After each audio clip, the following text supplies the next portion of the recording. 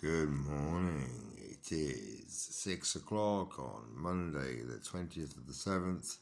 The Near Mile journey continues, but it's a journey of the mind and of the spirit because I've been unable to leave on my journey yet. And as I said before, 2021 is the year to do it. 2020 is the year of consolidation, keeping fit, and traveling to Indonesia to teach.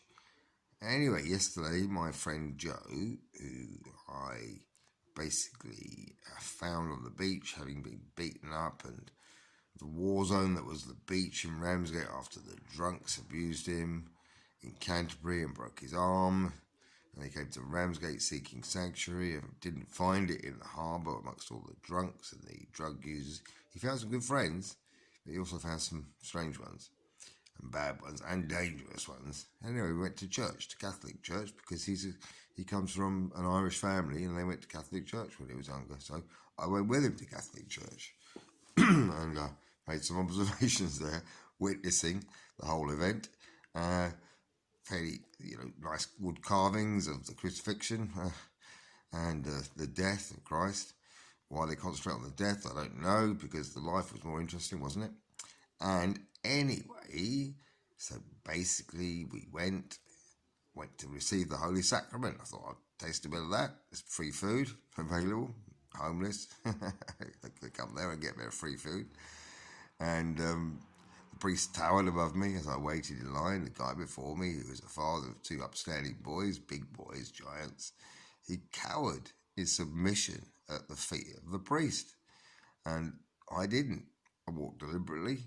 I did show due reverence. I put my hand on my heart and I received the sacrament. I didn't eat it immediately. I wasn't going to. I wasn't going to be greedy. I took it away with me.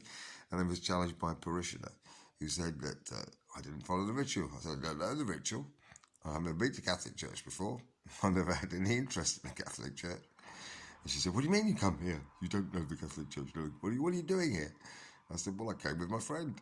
I didn't get a chance to explain because it was a hushed communion, hushed in reverential awe. But anyway, it was a play. It was a play. And it was an interesting one.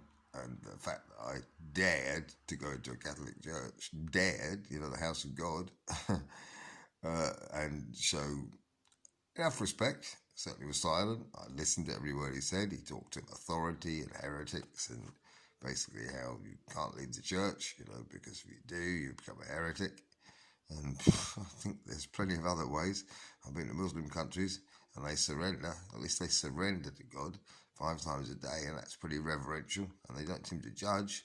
When I said I wasn't a Muslim, they said, well, no, okay, we're all people, hepimiz insanız in Turkish, and that seems rather nicer, doesn't it? So the Muslims, a little bit of a lost, I see terrorism, but at least they surrender. They seem to be quite friendly and open. They welcome the foreigner with open arms, the guest of God.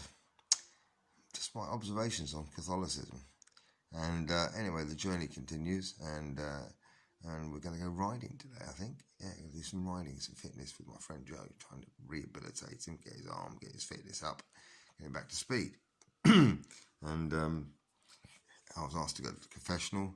If I was to confess, I would say, well, I'm sorry, I saved a life. I saved another life when a woman tried to jump off a cliff and pulled her down and talked her around. I saved another life in Deal one day when I cut down a man who was hanging himself and bleeding to death. And, you save a few lives in life, and it does shape you and change you, doesn't it? Not in an egotistical way, but just for saving life and the love of other people. So, I don't know. I don't think Joe thinks I'm on the wrong path. And we're not on the wrong path because we're going to head off to Deal. That's a nice place because my parents live there.